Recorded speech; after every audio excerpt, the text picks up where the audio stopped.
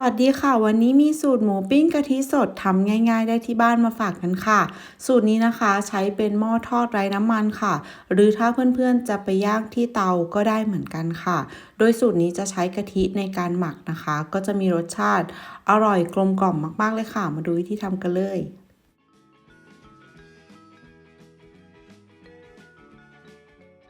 เริ่มต้นนะคะเราจะใช้เนื้อหมูค่ะถ้าใครชอบที่มีมันนะคะอาจจะใช้เป็นสันคอหมูได้ค่ะวันนี้ใช้เป็นเนื้อสันในนะคะก็คือจะมีมันน้อยขึ้นอยู่กับเพื่อนๆเลยค่ะหรือใครจะใช้เป็นหมูสามชั้นหรือว่าหมูที่มีมันแทรกก็ได้ค่ะ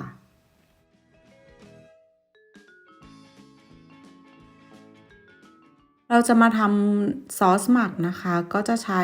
น้ำตาลทราย1ช้อนโต๊ะแล้วก็3เกลือ1ช้อนโต๊ะก็จะมีเกลือพริกไทยแล้วก็กระเทียมค่ะจากนั้นใส่น้ำตาลปี๊บนะคะ1ช้อนโต๊ะค่ะ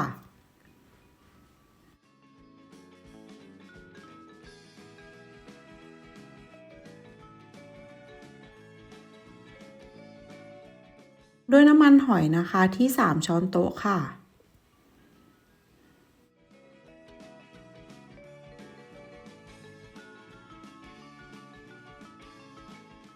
ซีอิ๊วขาวนะคะที่1ช้อนโต๊ะครึ่งค่ะ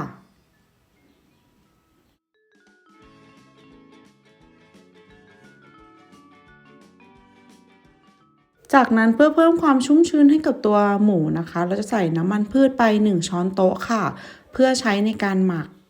แล้วก็ใส่กะทิสดนะคะลงไปที่2-3ช้อนโต๊ะค่ะ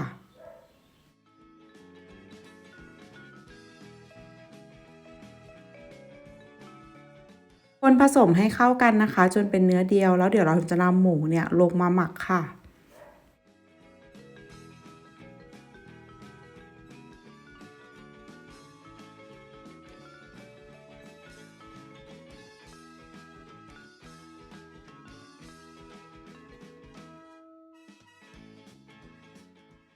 จากนั้นนะคะก็นำหมูลงมาใส่ซอสที่เราทำไว้แล้วก็นวดเล็กน้อยนะคะเพื่อให้หมูเนี่ยมีความนุ่มแล้วก็ตัวซอสเนี่ยซึมเข้าไปค่ะจากนั้นเราจะพักทิ้งไว้นะคะที่ประมาณ1ชั่วโมงค่ะหรือถ้าใครจะข้ามคืนก็ได้นะคะจากนั้นก็จะนำมาเสียบไม้เพื่อเตรียมตัวการย่างค่ะ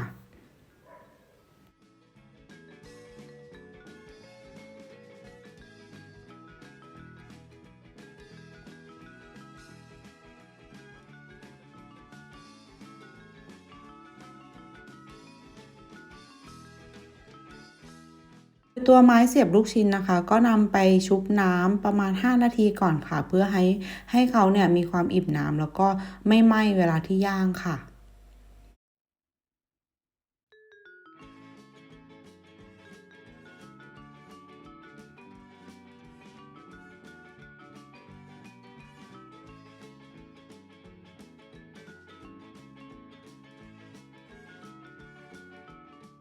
จากนั้นเราจะมาทำการย่างนะคะวันนี้ใช้เป็นหม้อทอดไร้น้ำมันค่ะหรือเพื่อนๆสามารถที่จะไปย่างกับกระทะ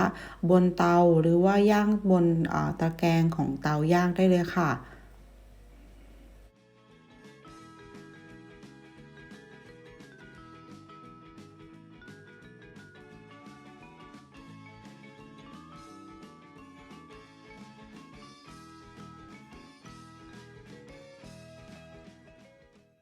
โดยหม้อทอดไร้น้ำมันนะคะเราจะใช้ที่อุณหภูมิ180องศาเซลเซียสเริ่มต้นนะคะย่างที่10นาทีก่อนค่ะ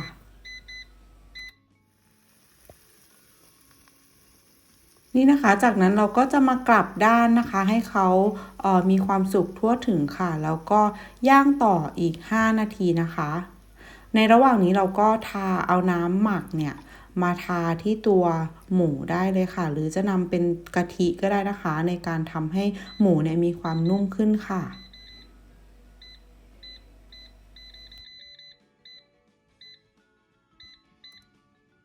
พอครบ15นาทีนะคะเราก็จะได้ตัวหมูปิ้งหรือว่าหมูย่างออกมาเรียบร้อยแล้วค่ะทำง่ายมากๆเลยแล้วก็หมูเนี่ยมีความอร่อย มีความสุกกำลังดีแล้วก็มีความนุ่มนะคะ จากการที่เราหมักกะทิค่ะ ทานกับข้าวเหนียวร้อนๆหรือว่าข้าวสวยร้อนๆก็เข้ากันค่ะ ขอบคุณทุกคนที่รับชมนะคะ ถ้าชอบคลิปนี้รบกวนกดติดตาม Subscribe กดไลค์เป็นกำลังใจให้ด้วยค่ะ แล้วพบกันใหม่กับคลิปหน้านะคะ สวัสดีค่ะ